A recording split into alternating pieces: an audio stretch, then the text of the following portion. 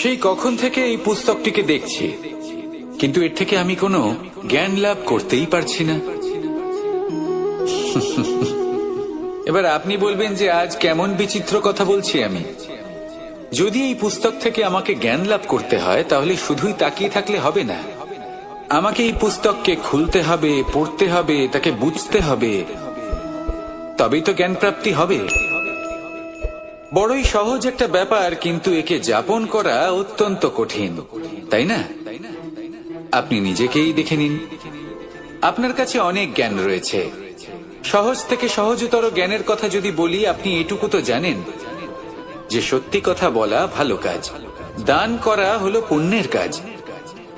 আপনি জানেন যে পরিশ্রম করলে সাফল্য আসবে। এই জ্ঞান তো আমাদের কাছে রয়েছে, এমন অনেক জ্ঞান আমাদের কাছে রয়েছে, কিন্তু আলস্যের কারণে, অবহেলা করে আমরা শুধু এই জ্ঞান প্রয়োগ করতে পারি না, এই জ্ঞান যাপন করতে পারি না, একে আচরণে প্রয়োগ করতে পারি না, সেই জন্য দুঃখী হয়ে যাই। তাই আপনার কাছে যা যা জ্ঞান আছে, যা যা জ্ঞান আপনি লাভ করেছেন, সেই জ্ঞান যাপন করা শুরু করুন, জীবনে প্রয়োগ করতে শুরু করুন।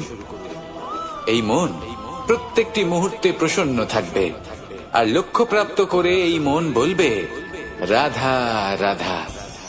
আমি এইভাবে প্রত্যেকদিন নিজের সাথে কিছুটা সময় অতিবাহিত করি, সুচিন্তা করি, কারণ আমি এটা মনে করি যে আমার প্রতিদ্বন্দ্বী অন্য কেউ নয়, বরং আমি নিজেই। আর আমি চেষ্টা করি যে আমি যেন নিজেকে নিজের থেকে বেশি শ্রেষ্ঠ করে তুলতে পারি। তাই প্রতিদিন আমি আকলন করি নিজের কর্মে, যে কাল আমি কি উচিত করেছি, কি অনুচিত করেছি, যে ভুল আমি করেছি তা আজকে কি করে শুধরে নিতে পারি। যে শ্রেষ্ঠ কর্ম আমি কাল করেছি, আজও সেই শ্রেষ্ঠ কর্ম আমাকে করতে হবে। শুধু এই প্রক্রিয়াতেই আমি নিজেকে শ্রেষ্ঠ ব্যক্তি, শ্রেষ্ঠ রাজা, একজন শ্রেষ্ঠ পিতা, পুত্র করে তুলি। এইভাবেই আমি একজন শ্রেষ্ঠ মানুষ হয়ে উঠি। আপনিও এই কথা মনে রাখবেন যে আপনার প্রতিস্পর্ধা অন্য কারোর সাথে নয়, বরং নিজের সাথে। তাই নিজের কর্মের আকলন করুন, নিজের মধ্যে যে দোষ আছে তা ত্যাগ করুন, নিজেকে শুধরে ফেলুন। এই মন সবসময় সুপ্রসন্ন থাকবে এবং লক্ষ্য প্রাপ্ত করে বলবে, রাধা রাধা। সকলে আমাকে জিজ্ঞেস করেন যে কৃষ্ণ, তুমি সবসময় হাসি মুখে কি করে থাকো, এত প্রসন্ন কি করে থাকো তুমি?